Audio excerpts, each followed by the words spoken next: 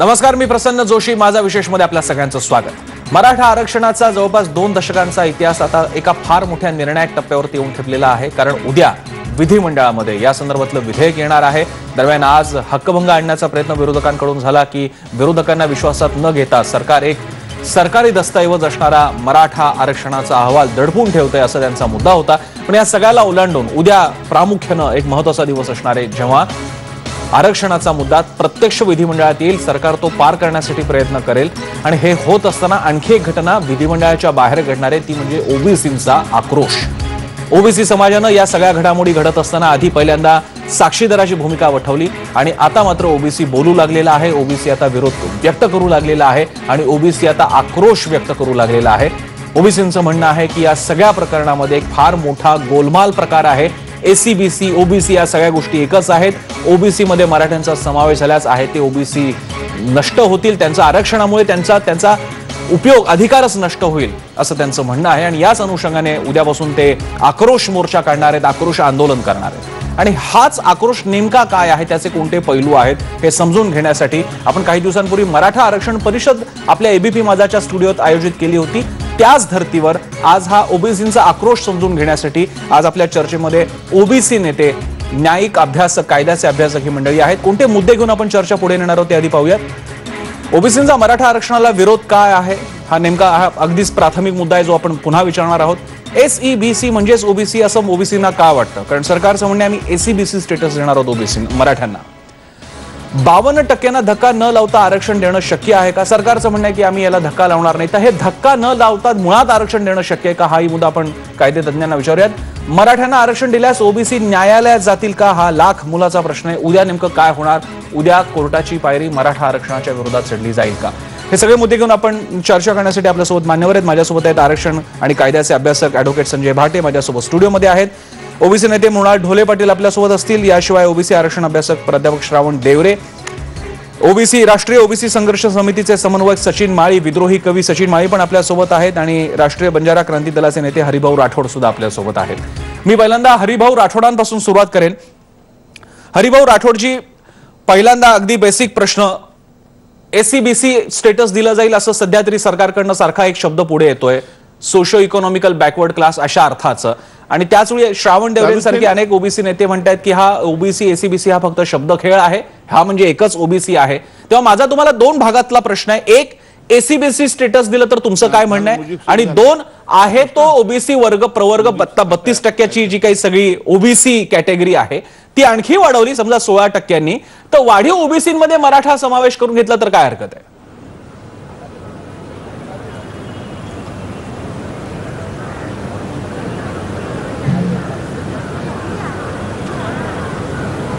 कुछ एकदम लो आहे, लो एकदम. बहुधा राठोड यांच्यापर्यंत माझा आवाज पोहोचत नाहीये. मी स्टुडिओमध्ये माझा प्रश्न मी ॲडव्होकेट संजय भाटेंपासून सुरुवात करेन. तोच प्रश्न त्यांच्यासाठी. ॲडव्होकेट भाटे, आपल्याला हा सगळा वाद जो आहे किंवा जी महाराष्ट्रामध्ये जी परिस्थिती निर्माण झालेली आहे ती साधारण एक घटनेच्या तरतुदींच्या अनुषंगाने किंवा कायद्याच्या अनुषंगाने जर तपासली तर जे सत्य समोर येतं ते असं आहे.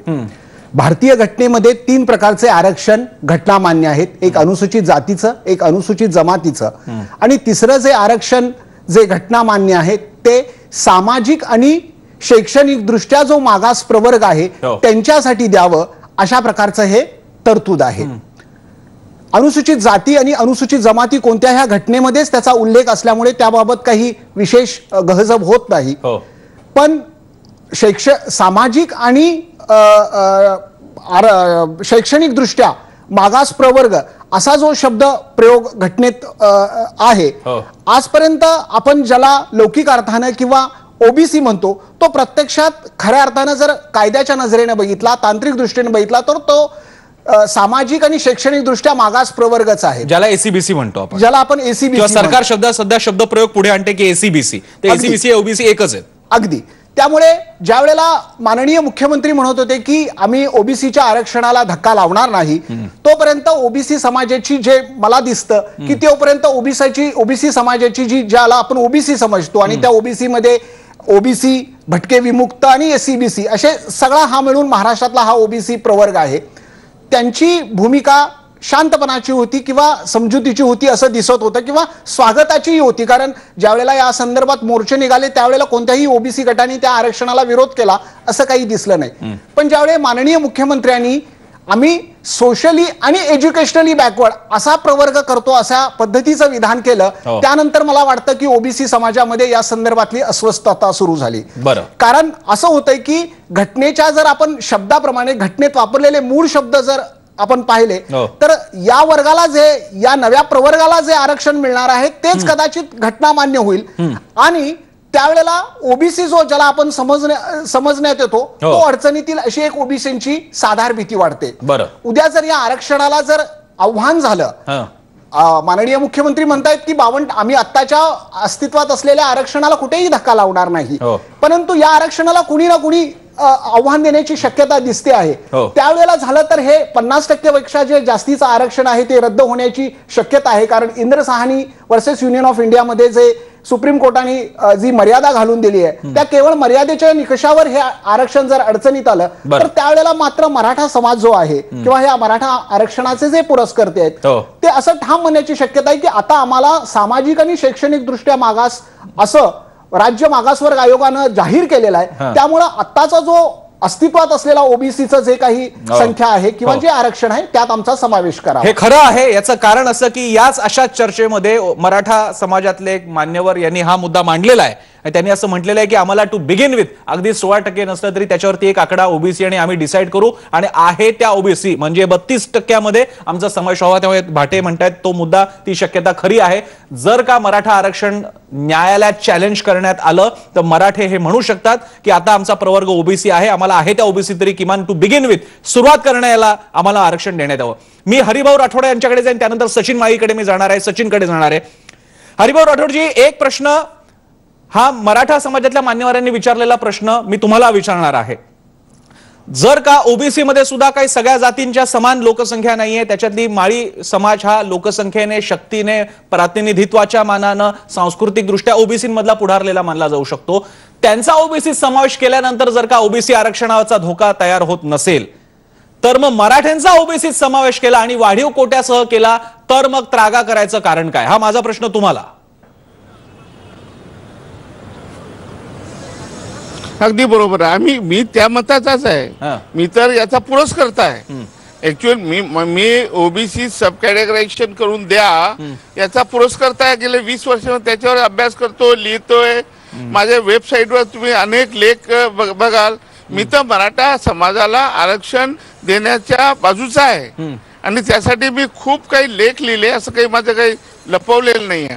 तुम्ही जे आता प्रस्ताव ठेवलेला आहे, जर असं काही झालं सब कॅटेगरी करून दिलं तर आम्हाला ते मान्य राहील आणि ते करता येईल. मी तर म्हणतो की तेच करायला पाहिजे आणि मराठा समाजाला आरक्षण द्यायला पाहिजे. नाही राठोडजी, तुमचा एक तर ऐकण्यात गल्लत झालेली आहे किंवा अर्थ तुम्ही सोयीस्कर काढताय. मी सब कॅटेगरी म्हणालेलो नाहीये किंवा माळ्यांसाठी सुद्धा सब कॅटेगरी नाहीये. माळी आणि समजा कैकाडी समाज असेल हे सगळे म्हणून ओबीसी एकच असतो, त्यामुळे मी सब कॅटेगरी म्हणत नाहीये. माझा प्रश्न मी पुन्हा फ्रेम करतोय. मराठ्यांचं म्हणणं आहे की माळी ओबीसी झाल्यानंतर ओबीसीच्या बाकी आरक्षणाला धक्का बसत नसेल तर मराठे ओबीसी झाल्यानंतर धक्का बसेल. हे लॉजिक काय आहे? विशेष करून जर का ओबीसीचा आताचा 32चा आकडा अधिक 16 अशा प्रकारे आणखी 48 वरती गेला तर हरकत काय?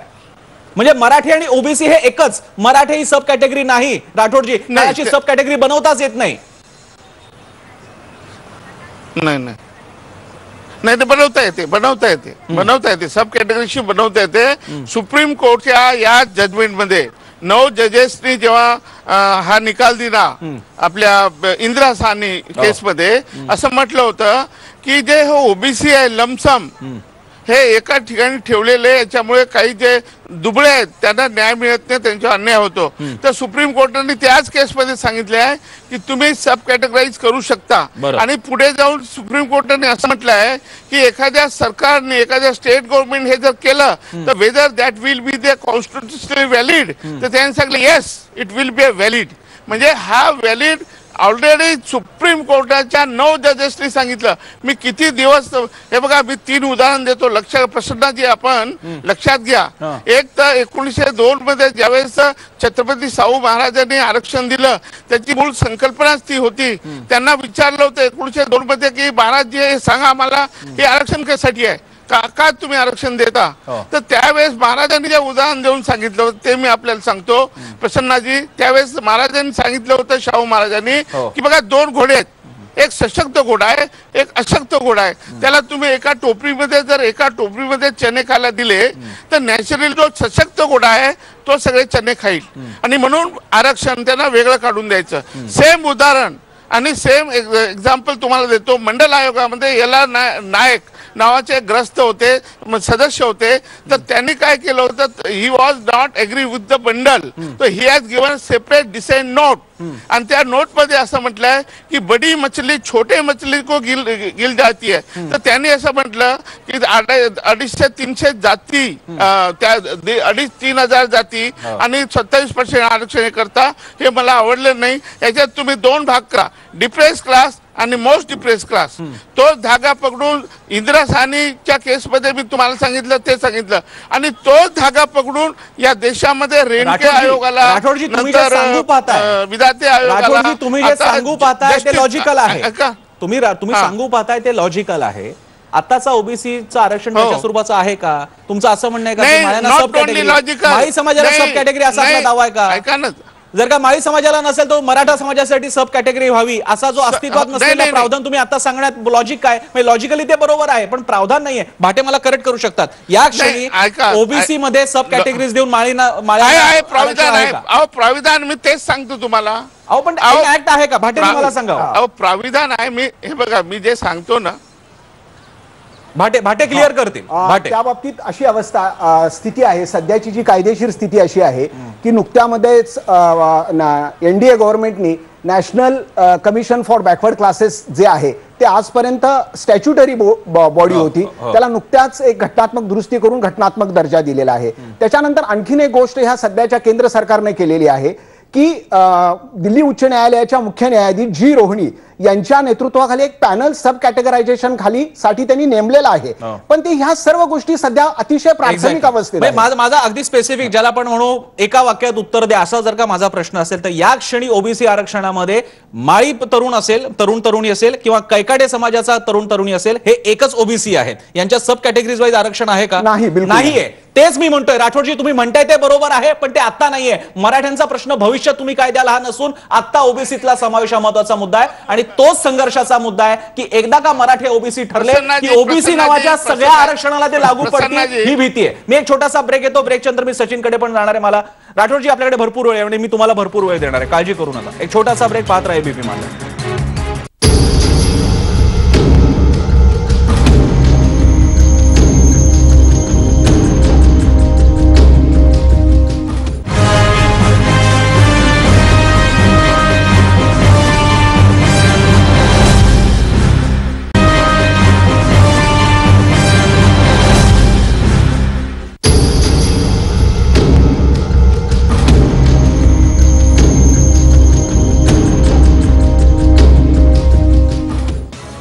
ब्रेक नंतर आपल्या सगळ्यांचं पुन्हा एकदा स्वागत. चर्चे अतिशय महत्त्वाच्या वळणावर आलेली आहे. आपला मुद्दा चालला होता मराठ्यांचा ओबीसी समावेश झाला तर ओबीसीचा आक्रोश कशासाठी. हरिभाऊ राठोड मगाशी बोलत होते की सब कॅटेगरायझेशन केलं तर आमचा विरोध नाही. मग सब कॅटेगरायझेशन म्हणा, मराठ्यांसाठीचं वेगळं आरक्षण, मराठा ओबीसी आरक्षण म्हणा, पण जे नाहीच आहे त्याबद्दल बोलण्यात हशील नाहीये. ते केवळ तर्कसंगत दृष्ट्या कदाचित चर्चेला खुमारी आणण्यासाठी उपयोगी पडेल. पण हरिभाऊ, आता लॉजिकली प्रश्न आहे त्या आरक्षणाच्या भागरीतले तुकडे पाडण्याचा आहे. माझ्यासोबत आता बाकीचे सुद्धा मान्यवर नेते आलेले आहेत. मी राठोडजी येतो तुमच्याकडे. काही नवीन पाहुणे पण जॉईन होत आहेत चर्चेमध्ये. मी त्यांच्याकडे जाण्यापूर्वी श्रावण डेवरे आलेले आहेत, मृणाल ढोले पटेल सुद्धा मला दिसत आहेत. त्यांच्याकडे जाण्याच्या पूर्वी मी सचिनकडे जातोय. मी बराच काळ गेलो नाही. सचिन, इकडे एक मुद्दा आपल्याला आपण थोडासा सामाजिक दृष्ट्या विचार करू. तो आरक्षणाचा तुकडा कसा पडेल, 32%, 16%, 48%, 68% सगळं बाजूला ठेवू. मराठा समाज जर का ओबीसी ठरत असेल या आयोगाच्या अभ्यासातून, तर एक ओबीसी म्हणून आपण त्यांना स्वीकारायचं की नाही? ते ओबीसी आता ठरलेले आहेत. एकदा ते मागास ठरल्यानंतर त्याच्या टक्केवारीची गणित वेगळं आहे. मी त्याचा सामाजिक मागासलेपणाच्या बद्दलचा एक प्रश्न मी तुला सैद्धांतिक म्हणून विचारतो. तो मागास ठरत असेल, तो बहुजन ठरत असेल, तो जर का ओबीसींपैकी ठरत असेल तर त्याचा स्वीकार बाकीच्या ओबीसींनी, हे म्हणजे मुंबईतल्या रेल्वे सारखं झालं की गच्च भरेपर्यंत मग आतमध्ये, पण आणि एकदा आतमध्ये गेलं की बाहेरच्याला विरोध करायचा. ही मनोभूमिका सोडायला नको का? याच्यामध्ये एक हे प्रसंगाची की मराठा समाजामधला एक सेक्शन जो आहे, जो संभाजी ब्रिगेड मराठा सेवा संघाचा आहे, तो प्रागतिक विचारांचा आहे असं आम्ही समजतो आणि तो बहुजनवादाच्या बाजूने उभा आहे, ही एक बाजू आपण समजून घेतली पाहिजे. बरं. पण दुसरा एक सेक्शन जो आहे, तो सेक्शन हा प्रामुख्यानं अत्यंत प्रतिगामी किंवा सनातनवादी परंपरावादी विचारांचा बळी आहे. आणि ज्या वेळेला ओबीसी मध्ये या सगळ्या समावेश होणार या सगळ्या घटकांचा, त्यावेळेला ओबीसी इनसिक्युअर होण्याची शक्यता त्यात जास्त वाढते. आणि म्हणून आम्ही हे सांगतोय की मराठा समाजाला समजा सामाजिक दृष्ट्या मागास ठरवलेला आहे किंवा कुणबी मराठा, मराठा कुणबी हा जो काही विषय 2004 पासून चर्चेमध्ये आहे, तर आता त्यामध्ये मी ज्यावेळेला एक ओबीसी म्हणून असं सांगतो की जो मुंबईमधल्या झोपडपट्टीमध्ये माथाडी कामगार म्हणून राहणारा जो हमाल वर्ग आहे किंवा जो गावामध्ये सुद्धा अत्यंत भूमिहीन परिस्थितीमध्ये किंवा अल्प परिस्थितीत राहून तो गावाच्या एकदम कडेला पडला गेलेला आहे, जो सामाजिक दृष्ट्या त्याला आपण मागास म्हणू शकतो, असा एक सेक्शन मराठ्यांच्या मध्ये आहे जो मी महाराष्ट्रावर फिरलेला मला त्यातून दिसतो. पण जो सामाजिक दृष्ट्या मागास नाही आणि जो राजकीय दृष्ट्या डॉमिनंट आहे, त्याला काय करायचं हा प्रश्न त्या ठिकाणी येतो. म्हणून जे हरिभाऊ म्हणतायत की बाबा एक कॅटेगरायझेशन करायला पाहिजे, तर पहिल्यांदा मराठा समाजामध्ये कॅटेगरायझेशन करायला पाहिजे मराठा समाजाच्या नेत्यांनी की आरक्षण नेमकं द्यायचं का.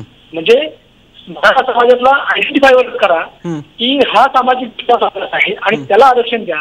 असं काहीतरी आलं तर मी त्यांचं स्वागत करायला तयार आहे. आणि मी जातीय कार्यकर्ते असल्यामुळं मराठा समाजाला जोडून घेण्याचीच माझी भावना आहे. पण ते साखर सम्राट आहेत, शिक्षण सम्राट आहेत, दारू सम्राट आहेत, वाळू सम्राट आहेत, हे जर सामाजिक दृष्ट्या मागास असला तर ते हस्तगत करण्याची शक्यता आहे. म्हणून मराठा समाजामधल्या खऱ्या अर्थानं जो कुणबी आणि कुणबी सदृश जो शोषित घटक आहे त्या घटकाला न्याय देण्याची भूमिका आहे. मी त्यासाठी स्वतः पुस्तक लिहिलं आहे. आणि म्हणून हरिभाऊंचं जे वर्गीकरणाचं जे लॉजिक आहे ते आता लगेच 8 दिवसात माहित नाही काय होईल. पण एक लॉंग टर्म मध्ये जर विचार केला तर तुम्हाला जसं एसटीला वेगळं ठेवलेलं, एसटी मध्ये सुद्धा आता शेड्यूल कास्ट मध्ये सुद्धा वाचन समाज म्हणत आहे की बौद्धांनी किंवा पूर्वासी समाजामध्ये आमचं आरक्षण गाठलेलं आहे, तर तिथं सुद्धा कॅटेगरी करा म्हणून चर्चा सुरू झालेली आहे. तशीच चर्चा आता एसटी मध्ये होणार आहे. आणि ओबीसी मध्ये तर कॅटेगरायझेशन होणं गरजेचं आहे. मी ह्याशी सहमत आहे प्रचंडजी तुमच्या मताशी की ओबीसी मधले जे बहुजन बलुतेदार आहेत तर त्यांच्या पुढारलेला आहे, तर माळी समाज हा त्यांच्यावर डॉमिनंट राहतो, हे वस्तुस्थिती नाकारण्यात काही अर्थ नाहीये. म्हणून हे कॅटेगरायझेशन जे आहे हा एक तोडगा म्हणून आपण त्याच्याकडे बघितलं पाहिजे आणि जेणेकरून ज्याचा हिस्सा आहे त्याला तेवढा हिस्सा त्याचा मिळू शकतो. हे लॉजिकली बरोबर आहे. आणि सामाजिक न्यायाची जर गोष्ट असेल, आरक्षण हे सामाजिक न्यायासाठी असेल तर मला असं वाटतं की त्या पद्धतीने विचार केला गेला पाहिजे.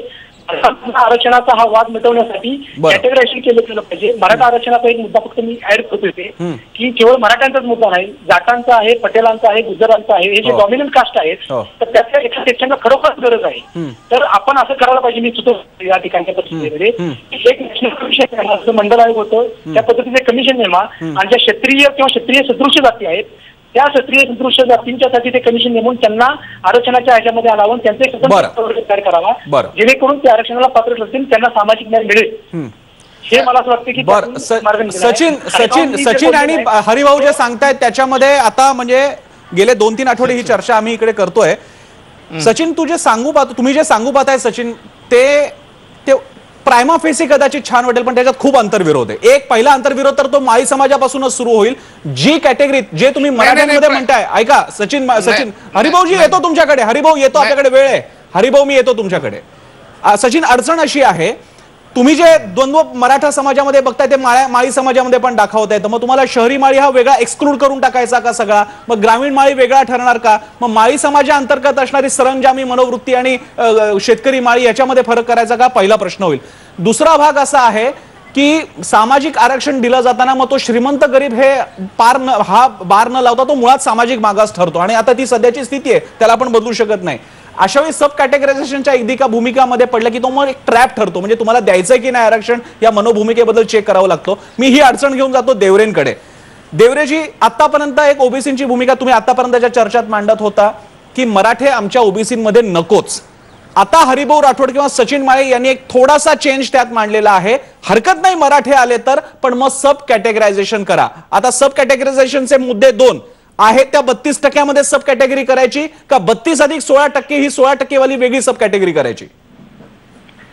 बघा सर, सब कॅटेगरायझेशन आहे ना, याला अनेक अडचणी आहेत. त्याच्यापैकी सगळ्यात मोठी अडचण, पहिली अडचण अशी आहे की जातनिहाय जनगणना जर केली नाही तर माळी समाज किती पुढे आहे, मराठा समाज किती मागासला आहे, न्हावी समाज किती घेतो आहे याचा काही कागदावर अधिकृतपणे कुठलीही आकडेवारी आपल्याकडे नाही आणि आपण चाललोय विभागणी करायला. तर मला सांगा, जर तुमची लोकसंख्याच माहित नाही, कोणी किती घेतलं, कोणाला किती नाही मिळालं, हे जर आपल्याकडे कागदावरच नाही आहे तर हे सब कॅटेगरायझेशन काय कामाचं आहे हो? बरं, पहिली मागणी सगळ्यांनी मिळून मराठा समाज, ओबीसी समाज, मुस्लिम समाज सगळ्यांनी एक मागणी केली पाहिजे की जातनिहाय जनगणना पहिल्याने झाली पाहिजे. मराठा समाजाची जातनिहाय जनगणना झाली पाहिजे, ओबीसीची झाली पाहिजे, भटक्यांची झाली पाहिजे, मुस्लिमांची झाली पाहिजे. एकदा का आपल्याकडे जातनिहाय जनगणनेचा आकडा आपल्या समोर टेबलावर आला की मग आपण एकत्र बसून त्याच्यात ठरवू शकतो की माळी समाजाने समजा त्यांच्या लोकसंख्येपेक्षा जास्त नोकऱ्या पटकवलेल्या आहेत तर माळी समाजाला ओबीसीच्या यादीमधून काढा. जर असं सिद्ध झालं की मराठा समाजाला फार कमी नोकऱ्या मिळाल्या आहेत त्यांच्या लोकसंख्येच्या अनुसार तर मराठा समाजाला ओबीसी मध्ये टाका. हे केव्हा करू शकतो आपण? जातनिहाय जनगणना झाल्यानंतर आणि आपल्या समोर टेबलावर आपल्या समोर अधिकृतपणे आकडे आल्यानंतर करू शकतो. जर जातनिहाय जनगणना न करता जर कॅटेगरायझेशन करण्याचा प्रयत्न केला, बरं, ते ओबीसी मधलं कॅटेगरायझेशन समाजाचं कॅटेगरायझेशन असतो, कुठलंही कॅटेगरायझेशन तुम्ही जर केलं, जातनिहाय जनगणना जर केली नाही आणि आकडेवारी समोर आली नाही तर प्रत्येक जात पत्रकार परिषद घेऊन आव्हान करेल की आमची लोकसंख्या तर एवढी 15% आहे, 16% आहे आणि आम्हाला तर काहीच मिळालं नाही आणि मग आम्हाला कशाला या कॅटेगरीतून काढून त्या सब कॅटेगरीमध्ये कसं काय टाकलं, असा सगळा आरडाओरडा सुरू होणार आहे. जात संघर्ष सुरू होणार आहे. एक जात दुसऱ्या जातीच्या विरोधात उभी राहणार आहे. लक्षात घ्या. अहो आकडे आल्यानंतर सगळेच मान्य करतील ना, येस ही जातनिहाय जनगणना झाली आहे, आम्हाला एवढं मिळालं नाही, आम्हाला आता तुम्ही इकडनं टाकून तिकडे टाकलं, तिकडून काढून तिकडे टाकलं तर काही हरकत नाही, आक्षेप घेणार नाही कारण अधिकृत आकडेवारी आपल्याकडे असते. आता आज परिस्थिती अशी आहे की एक तर छोटासा केक आहे आणि ते केक मधून वाटा मारण्यासाठी प्रत्येक जण आपल्या हातात सुरी घेऊन उभा आहे. अहो ती सुरी केकवर नाही चालणार, ती सुरी एकमेकांवर चालणार आहे. हे आणखी पुन्हा कॅटेगरायझेशनची भानगड जर तुम्ही उपस्थित केली तर माळी विरुद्ध कुंदी विरुद्ध तेली विरुद्ध सुतार विरुद्ध भटके असा संघर्ष सुरू होणार आहे. तुम्हाला काही गांभीर्य जर कळत असेल त्यावेळी म्हटलं तर थोडासा विचार करून बोलत चला. पहिल्याने जातनिहाय जनगणनेची मागणी केली पाहिजे की त्याच्यासाठी आम्ही 11 एप्रिल ते 11 देवराजी मला तो मुद्दा तुम्ही जो आता स्पष्ट केला मुद्दा माझ्या लक्षात आला होता, पण तो सचिन मला म्हणजे हरिभाऊ राठोड आणि सचिन माळीने सुद्धा परवा आमच्या चर्चेत होते, आपल्या सोबतच होते, म्हणून मला ते दोन लगेचच लक्षात आलं. तुम्ही जे सांगू पाहताय ते दोन लगेचच लक्षात आलं होतं, पण सचिनच्या संदर्भासाठी मी तो प्रश्न तुमच्याकडे घेऊन आलो. मी आता पहिल्यांदा जाणार आहे मृणाल ढोले पाटील यांच्याकडे आणि त्यानंतर मी भाटेंकडे येईन. आपल्याकडे वेळ आहे त्यामुळे हरिभाऊ राठोडांना याबद्दल भरपूर बोलायचं आहे हे मला माहिती आहे. हरिभाऊ मी तुमच्याकडे येणार आहे, मी तुम्हाला पुन्हा सांगतोय. मी पहिल्यांदा फक्त आहे ते गेस्ट आपले पूर्ण केले पाहिजेत आपल्याला. मी मृणाल ढोले पाटलांकडे जातो. मृणालजी, सगळा विषय तुमच्या समोर आहे. कॅटेगरायझेशन हा आत्ताचा मुद्दा नाही, आत्ताचा मुद्दा आहे एकतर 32% अंतर्भाव किंवा 32% अधिक 16%ची वेगळी कॅटेगरी म्हणा किंवा सगळं मिळून ओबीसी 48% करणं म्हणा. तुम्ही याकडे कसं बघताय? सगळ्यात पहिलं सर मला असं सांगायचं आहे की आमची सगळ्यात पहिली मागणी अशी आहे की आम्ही ओबीसीच्या याच्यासाठी एक व्हाईट पेपर मागतो ओबीसीच्या रिझर्वेशनवर. कारण आजपर्यंत झालंय असं की ओबीसीचं आरक्षण देत असताना आरक्षणाचं झालं काय आमच्यापर्यंत आलंच नाही. पुण्यामध्ये 50% ओबीसी समाजाच्या जागा नगरसेवकांच्या, ग्रामपंचायत सदस्यांच्या, आमच्या पिंपरी चिंचवडच्या मागचे महापौर यांनी खोटे दाखले काढून लाटलेले आहेत. 50% जागा ओबीसीच्या आमच्या जात असतील. पुणे जिल्ह्यामध्ये एकटे 2,500 ग्रामपंचायत सदस्यांच्या जागा खोट्या दाखल्यांवर ओबीसीच्या गेलेल्या आहेत. 50% अजून आमच्याकडे आरक्षण चाललेलं नाहीये. मी अतिशय जबाबदारीने सांगतो, IAS, IPS अगदी ग्रामपंचायत पर्यंत ओबीसी समाजाच्या 50% पर्यंत जागा लाटल्या जातात. जर आमच्याकडेच काही येत नसेल तर आम्ही मागायचं कुठं? दुसरी गोष्ट म्हणजे असे की हायकोर्ट, सुप्रीम कोर्ट पर्यंत आम्ही लढणार कधीपर्यंत? याच्यानंतरचा विषय असेल, आपण जो कॅटेगरी सब कॅटेगरायझेशनचा विषय सांगितला, एसबीसी म्हणून एक कॅटेगरी आपल्याला कल्पना असेल, 50+2% एसबीसी त्यांना दिलं जातं. मी आपल्याला मेडिकल सीटचं हे एक हे दाखवतोय की त्याच्यामध्ये 2% हे ओबीसी मध्येच घातलेले आहेत. ते 10% वेगळे आहेत पण ते ओबीसी मध्येच टाकलेले आहेत. तर अशा पद्धतीने आमची मागणी आहे, मुळात पहिले ओबीसी आरक्षणावर श्वेतपत्रिका काढा, एक व्हाईट पेपर काढा. आरक्षणाच्या किती जागा होत्या ते कोणी लाभार्थी आहेत आणि कुणी घेतल्यात त्या. माझा सरळ आरोप आहे की ओबीसीच्या ऑलरेडी एक्झिस्टिंग ज्या जागा आहेत त्याच्यातल्या 50% जागा लाटल्या गेलेल्या आहेत. जर 50% जागा लाटल्या गेलेल्या असतील तर अशा वेळेस आम्ही वेगळं द्यायचं कुठनं? 15/4 आणि 16/4 प्रमाणे भेटलेलं आरक्षण आणि ओबीसी कुठल्याही ओबीसीच्या जागांमधून 50% जागा, तुम्ही हे मेडिकल ऍडमिशन बद्दल बोलताय का ओव्हरऑल आरक्षणाच्या बद्दल तुम्ही म्हणताय? ओव्हरऑल आरक्षण, शासकीय ऍडमिशन्स आणि विशेषतः आपल्या राजकारणामध्ये पिंपरी चिंचवडचे मागचे महापौर नितीन काळजे हे मराठा समाजाचे होते, ओबीसी साठी आरक्षित जागेवर ते महापौर झाले होते. बरं, ठीक आहे. मी इथे एक ब्रेक घेतो. ब्रेकच्या नंतर मी याबद्दल भाटेंकडनं पहिल्यांदा ते कायदेतज्ञ आहेत, ते याच्याबद्दल कायदेशीर पेचांबद्दल आपण विचारणार आहोत. मगाशी देवरेंचा मुद्दा होता की अहो मुळात जातीय जनगणना करा म्हणजे जाती लक्षात येतील, त्यांचा स्टेटस लक्षात येईल. आणखी काही मुद्दे होते, सब कॅटेगरीचे मुद्दा सारखा पुढे येत होता, तोही विचारूयात आणि पुढे जाऊयात. पाहत राहा एबीपी माझा.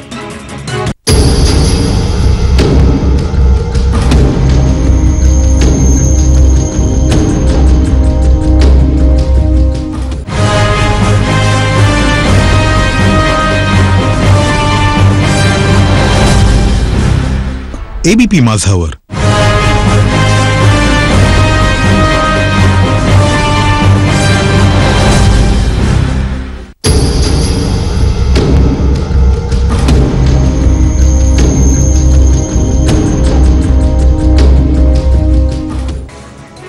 ब्रेक नंतर आपल्या सगळ्यांचं स्वागत. आपली चर्चा सुरू आहे ओबीसींचा आक्रोश कशासाठी, ज्याची पार्श्वभूमी आहे उद्या टेबल होऊ शकणारं मराठा आरक्षणाविषय. मी आता पहिल्यांदा ॲडव्होकेट संजय भाटेंकडे जाईन, त्यानंतर हरिभाऊ राठोड आणि सचिन यांच्याकडे पुन्हा एकदा जाईन. भाटेजी, अनेक मुद्दे आता चर्चेले गेले. सब कॅटेगरायझेशन करा, गरीब मराठा, श्रीमंत मराठा, हा भेद करा, म्हणजे हा कॅटेगरी करा. देवरे तर म्हणाले जाती न्याय जनगणनाच नाहीये. आता या पॉसिबिलिटीज आहेत त्या आता सध्या तरी नाही आहेत. त्यामुळे आता काय होईल ते मला सांगा. सध्या तरी दोन शक्यता वाटतायत. एक तर ओबीसी मध्ये अस्सल ओबीसी 19% समावेश किंवा पूर्ण वेगळं 16% एसीबीसी आरक्षण आणि त्याला मिळू शकणारा चॅलेंज. प्रसन्नजी, खरं आहे की सब कॅटेगरायझेशन, जातनिहाय जनगणना या सगळ्या आता ह्या विषय हे सगळ्या अतिशय प्राथमिक अवस्थेत आहेत. त्याच्यासाठी एक राजकीय मतैक्य व्हावं लागेल आणि मग ते निर्णय होतील. मध्यंतरी मगाशी एक पॅनलिस्ट म्हटले की मराठ्यांच्या मध्ये मग गडीवरचे मराठे आणि राणातला मराठे असं काहीतरी विभागणी करता येईल. तर असं नाही, संपूर्ण मराठा प्रवर्ग अशा प्रकारचं मागासलेपणाचं प्रशस्तीपत्र किंवा निष्कर्ष सध्याच्या या गायकवाड आयोगानं दिलेला आहे. त्यामुळे मराठा प्रवर्गामध्ये अशा प्रकारची काही विभागणी कायदेशीरदृष्ट्या करता येईल असं मला तरी ते शक्य दिसत नाही, किंवा ते घटनेतले जे आरक्षणाचं जे मूळ तत्व आहे त्याच्याशी ते काही सुसंगत असणार नाही.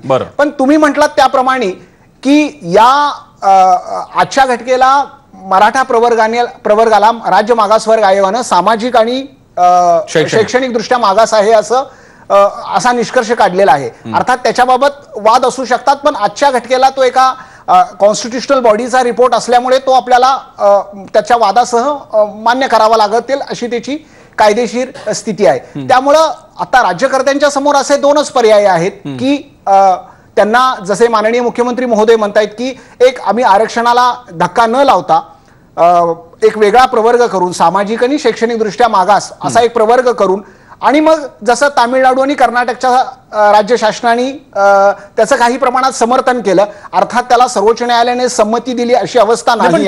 तामिळनाडूचा सारखा संदर्भ दिला जात असताना तामिळनाडू 9वं शेड्यूल, पण त्याच्यामध्ये तो मूळचा समाज ओबीसी होता. इथे ओबीसी ठरवायचा एका समाजाला, हा प्रॉब्लेम आहे ना. नाही, कसं झालेलं की तोपर्यंत ह्या तामिळनाडूच्या आणि कर्नाटक काही प्रमाणात याचे नेहमी संदर्भ दिले जातात. तामिळनाडूमध्ये त्या जाती ऑलरेडी घालण्यात आलेल्या होत्या आणि नंतर त्याला सर्वोच्च न्यायालयात आव्हान देण्यात आलं. अर्थात ती आव्हान देणारी याचिका माननीय सर्वोच्च न्यायालयानं दाखल करून घेतलेली आहे आणि ती सर्वोच्च न्यायालयाकडे प्रलंबित आहे. त्याच्यावर निकाल झालेला नाही, हा भाग वेगळा. त्यामुळे 50%पेक्षाही जास्त आरक्षणाला सर्वोच्च न्यायालयानं मान्यता दिली असं आज तरी आपल्याला ठामपणे म्हणता येणार नाही. पण म्हणजे थोडक्यात मी असं म्हणू शकतो का की जर का समजा उद्या आपल्याला समोर आलं की मराठ्यांना आहे त्या 32% पलीकडचं 16% आरक्षण दिलं जाणार आहे काही वेगळ्या प्रवर्गाअंतर्गत, तर ते कोर्टात म्हणजे त्याच्यात ओबीसीने चॅलेंज करणं सोडून द्या, घटनात्मक तरतूद म्हणून ते चॅलेंज होऊ शकेल की नाही? हो, निश्चित होईल चॅलेंज. हो, कारण ह्या मुख्यतः आरक्षणाला जी मर्यादेची कल्पना आली, एक तर मी हे स्पष्ट करू इच्छितो की आरक्षणाला घटनेमध्ये कुठे मर्यादा नाहीये. हे तत्व हे न्यायिक तत्वाच्या तून हे समोर एका कोर्टाच्या केसच्या एका दाखल्याचा प्रकार आहे. Indra Sahani versus union of India म्हणजे मंडल आयोगाच्या संदर्भातली जी मुख्य केस होती त्यातून हे 50%, कारण सर्वोच्च न्यायालयासमोर त्यापुढे समानता, गुणवत्ता हे देखील या मुद्द्यावर देखील मंडल आयोगाला विरोध झाला होता. आणि मग याचिकाकर्त्यांच्या समानता, गुणवत्ता याही मुद्द्यांचा सुप्रीम कोर्टाने एक गांभीर्याने विचार केला आणि मग एक समाजात समानता, कारण एक समानता ठेवण्यासाठी गुणवत्तेलाही संधी असावी. पण तुम्हाला असं वाटतं गेल्या काही काळामध्ये सुप्रीम कोर्टाने रेव्होल्युशनरी निर्णय दिलेले आहेत? वर्षानुवर्ष सुप्रीम कोर्टाने ज्यावर निर्णय घेतले नव्हते, त्यामुळे शबरीमला असेल, हे तुमचं समलिंगी संबंध असेल, इतका क्रांतिकारी निर्णय देऊन आणखी 2 पावलं पुढे जाणारं सुप्रीम कोर्ट देशातली अतिशय असाधारण परिस्थिती लक्षात घेता कदाचित याला चांगल्या प्रकारे बघेल, सहानुभूतीने बघेल असं नाही वाटत? म्हणजे या आरक्षणाला म्हणजे आरक्षणाची आकडेवारी वाढत असेल तर सुप्रीम कोर्ट याचा सहानुभूतीने विचार करेल की नाही आताच्या असाधारण परिस्थितीत, की देशामध्ये अनेक मोठे समाज जर का मागास म्हणून पुढे येत आहेत, त्यांची आर्थिक आणि शैक्षणिक दृष्ट्या मागासपणा समोर दिसत असेल तर सुप्रीम कोर्ट हे कॉग्निजन्स घेईल की नाही? नाही, सुप्रीम कोर्टला इतके म्हणजे जगाच्या पाठीवर सर्वात प्रबळ न्याय व्यवस्था कोणती असेल तर ते भारताची सर्वोच्च न्यायालय अशा प्रकारचं एक कायद्याच्या क्षेत्रात बोललं जातं. त्यामुळे सुप्रीम कोर्ट करू शकतं का, हा जो हायपोथेटिकल क्वेश्चन आहे त्याचं मी उत्तर देईन, हो करू शकतं. पण नुकताच अशाच प्रकारे जाट समाज हरियाणामध्ये आमचा इतर मागासवर्गीयामध्ये प्रवेश करावा अशा प्रकारची मोठ्या प्रमाणावर आंदोलन केलं. हा विषय आला राष्ट्रीय मागासवर्ग आयोगासमोर. राष्ट्रीय मागासवर्ग आयोगाने हा जाट समाज हा काही मागासवर्ग नाही असं निष्कर्ष काढला. असं असताना देखील केंद्र सरकारने त्यांचा समावेश इतर मागासवर्गीयांच्यात केला. रामसिंग वर्ष नावाच्या एका व्यक्तीने त्यांचं जे इन्क्लुजन आहे, त्यांचं इतर मागासवर्गातलं जे समावेशन आहे ते सर्वोच्च न्यायालयासमोर त्याला आव्हान दिलं आणि सर्वोच्च न्यायालयानं राष्ट्रीय मागासवर्ग आयोगाची शिफारस नसताना केंद्र शासनाने कोणत्या आधारे यांचा उल्लेख केला असं ते जाट समाजाचं इतर मागासवर्गीयांतलं समावेशन रद्द केलं. त्यामुळे हे सगळ्या केसेस समोर असणार आहेत. त्यामुळे आणि अर्थातच मराठा नेत्यांना त्याची कल्पना आहे. मी पुन्हा एकदा हरिभाऊ राठोड, त्यानंतर सचिन, त्यानंतर पुन्हा देवरे सर आणि ढोले पाटलांकडे जाईल. हरिभाऊजी, आता मी तुमच्याकडे परत आलेलो आहे ते पॉसिबिलिटीज बद्दल बोलायला नाही, सब कॅटेगरी बद्दल बोलायला नाही, कारण त्या अस्तित्वातच नाहीयेत, आता एक्झिक्यूट होत नाहीयेत. त्यामुळे माझा प्रश्न असा आहे, एक तर ओबीसी अंतर्गत किंवा ओबीसीच्या पलीकडे एसीबीसीचा 16%, पण त्याबद्दल तुमचं सगळ्यांचं म्हणणं आहे की ओबीसी एसीबीसी एकच. मला तुम्हाला बेसिक प्रश्न आहे की तुम्हाला मराठ्यांच्या मागास असण्याबद्दल आक्षेप आहे का मराठ्यांना म्हणजे मराठे मागास ठरलेल्या मराठ्यांच्या आरक्षणाबद्दलचा आक्षेप आहे? प्रसन्नाजी, मला थोडा अधिक वेळ जरी दिला तर तुमच्या सगळ्यांच्या प्रश्नांची उकल मी करू शकतो आणि या एकूणच प्रश्नाची उकल करू शकतो. आणि ते न्यायिक दृष्ट्या असं नाही की मी सांगतो म्हणून नाही, सगळ्या न्यायिक प्रक्रियामध्ये कसं आहे पार पडेल आरक्षण. बोला सांगा. नंबर 1, सचिनला जे शंका आहे, हा मराठा समाजाला आपण क्रिमिनल लावणारच आहोत. त्यामुळे जे वेल ऑफ मराठा आहे, गरीब मराठा आहे, तो प्रश्न मिटला. बरोबर, जनगणनेचा प्रश्न आहे, तो जनगणना सरकारने जाहीर केलेली आहे की आम्ही 21ची जनगणना करणार आहोत आणि ते सुद्धा प्रश्न आता मिटणारच आहे. दुसरं, आता आमच्या ढोले साहेबांनी सांगितलं की काही पुन्हा पिंपरी चिंचवड मध्ये काही लोक जे ओबीसी म्हणून नगरपालिका, महानगरपालिका इतर ठिकाणी जे आलेले आहेत त्यांचाही प्रश्न या सब कॅटेगरायझेशन मध्ये मिटून जाईल. आणि आता न्यायिक प्रकरणीमध्ये आता वकील साहेब कोण होते माहित नाही मला, पण त्यांनी जे सांगितलं त्याबद्दल मी तुम्हाला सांगतो, मी हे न्यायिक सांगतो तुम्हाला.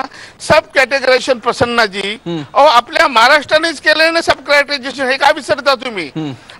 शरद पवार साहेबांनी धनगरांना वेगळं काढून दिलं, भटक्यांना वेगळं दिलेलं आहे, विमुक्तांना वेगळं दिलेलं आहे, वंजारी समाजाला वेगळं दिलेलं आहे. अहो पण त्याचा समाज, अहो सर ऐका ना, अहो ते पण ते ओबीसीत आहे ना. पण अहो तुम्ही असं काय करताय? माझा तोच मगासपासून प्रश्न चाललाय. हे सगळं जे काही केलेलं आहे ते ओबीसीत घातलेले आणि त्यामुळे ओबीसी आरक्षण कमी झालंय हा देवरेंपासून सगळ्या ओबीसींचा आक्षेप आहे. हे तुम्हाला माहित असून तुम्ही का टाळताय मला कळत नाहीये. तीच तर अडचण आहे.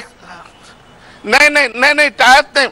टाळत नाही. प्रसन्नाजी ऐका तुम्ही, आता आयोगाने जो रिपोर्ट दिलेला आहे त्यांनी मागासवर्गीय ठरवलेलं मराठा समाजाला बरोबर, आणि एक्स्ट्रा ऑर्डिनरी कंडिशन मध्ये आपण 50%च्या वर देऊ शकतो, हे सुप्रीम कोर्टाचाच निर्णय आहे. वकील साहेबांना माहित असेल की ज्या ठिकाणी 50%ची मर्यादा लावली होती त्याच्या पुढे एक वाक्य आहे, however this can be given in addition to 50% in case of extraordinary ठीक आहे. देवरे नाही पटतंय का मी विचारतो, देवरेजी हा मार्ग आहे असं वाटतंय तुम्हाला? जे सांगू पाहतायत राठोड जी सांगू पाहतायत ते देवरेंना पटतंय का? देवरेजी नाही, हे जे सब कॅटेगरायझेशनचं जे हरिभाऊ वारंवार सांगतात ना, त्याला काही अर्थ नाहीये. एक तर जात, मी पुन्हा पुन्हा तेच सांगतोय की एकदा जात न्याय जनगणना होऊन जाऊ द्या, आणि मग आता एवढे वर्ष राहिले, आणखी 2 वर्ष सामाना तुम्ही म्हणतायत की होणारच होऊन जाऊ दे ना, मग कशासाठी एवढी घाई करतायत? आणि इथं वेगळ्या मुद्द्यावर चर्चा चालू आहे, पुन्हा पुन्हा आणखी ते कॅटेगरायझेशनचा आणतायत. अहो, मुळात प्रश्न असा आहे की हा जो राज्य मागासवर्गीय अहवाल आलेला आहे, हा अहवालच मुळात बोगस आहे. बघा, तो अहवाल जर खरा राहिला असता, काही कृत्या राहिल्या नसता, तर मुख्यमंत्री फडणवीस साहेबांनी तो पहिल्याच दिवशी टेबलवर ठेवला असता, सगळ्यांना मोकळा केला असता. हा अहवाल वाचा, चर्चा करा, माझं काही त्याच्यामध्ये हे नाही. अहो, अहवाल लपवला जातोय याचा अर्थच असा होतो आहे की सगळ्यांना अंधारात घेऊन, जसं रात्री चोऱ्या रात्री केल्या जातात तसं सगळ्यांना अंधारात घेऊन विषयांचा डाका टाकला जातो आहे आणि जाती जातीमध्ये भांडण लावतो. आम्ही आव्हान करतो आजही की आम्हाला आव्हान द्या, आम्ही 2 दिवसामध्ये तो अहवाल वाचतो, आणि जर त्याच्यामध्ये सगळे काही जर खरं तर सत्य आम्हाला तो अहवाल तर आमच्या हातात येऊ द्या. अहो, सुरुवातीपासून षडयंत्र आहे, जाणीवपूर्वक तिथं. अहो, आयोग अहवाल जो आहे तो ओबीसीचा आहे, तिथे 4 मराठी कशासाठी? एखाद्या मराठा दिला आम्ही समजू शकतो, 4 मराठे दिले, तिथे षडयंत्र सुरू झालेलं आहे, त्यांचा बहुमत आधी सिद्ध करून टाकलं आहे, आणि मुख्यमंत्री साहेब आधीपासूनच घोषणा देत आहेत समाजाला आरक्षण देणारच. अहो, आयोग नेमला गेला नव्हता, अहवाल आला नव्हता, तेव्हापासून मुख्यमंत्री सांगतात की मी तुम्हाला देणारच आहे, आणि देण्यासाठी जे षडयंत्र केलं त्याआधीच मराठा बहुमत. आणि जे सर्वेक्षण झालं, माझं त्याच्यात सर्वात मोठा प्रश्न असा आहे की जेव्हा भारताची जनगणना होते, अखिल भारतीय स्तरावर जेव्हा जनगणना होते, तेव्हा जनगणना करणारे अधिकारी आणि जनगणना करणारा कार्यकर्ता जो संगणक असतो, गणक, तो समोरच्या कुटुंबाला वाढवून देतो. मला देवरेजी तो मुद्दा कल्पना आहे, तुम्ही परवाच्या कार्यक्रमात आम्हाला सांगितला सुद्धा होता, मला कल्पना आहे त्याची की जनगणनेच्या वेळी असणारं वैधानिक अधिष्ठान त्या सर्वेला हे आत्ताच्या या आयोगाच्या सर्वेमध्ये आहे का? हा तुमचा मुद्दा आहे, जो मुद्दा त्या अर्थानं तर्काच्या लेवलला व्हॅलिड आहे. मला वेळेची मर्यादा आहे, पण उद्या आणि परवा सुद्धा, उद्या तर मोठा दिवस असणार आहे आपल्या सगळ्यांसाठी, त्यावेळी हे अनेक मान्यवर आपल्या चर्चेमध्ये सहभागी होतील. तुर्तास ओबीसींचा आक्षेप आणि ओबीसींमध्ये सुद्धा असणारे काही मतमतांतर सुद्धा आपल्याला बघायला मिळालेली आहेत. राठोड काही वेगळं सांगू पाहतायत, पण देवरे वस्तुस्थिती दाखवतायत. त्याचवेळी भाटे आपल्याला न्यायिक प्रकाशामध्ये, वैधानिक चौकटीमध्ये काय आहे आणि काय होऊ शकतं याबद्दल सांगतायत. वाट खडतर आहे, पण संवाद चालू ठेवणं हाच त्याच्यावरचा मार्ग आहे. या आशेसह इथे आपण थांबूयात. या सगळ्या मान्यवरांचे आभार. इथेच थांबूयात. पाहत राहा एबीपी माझा.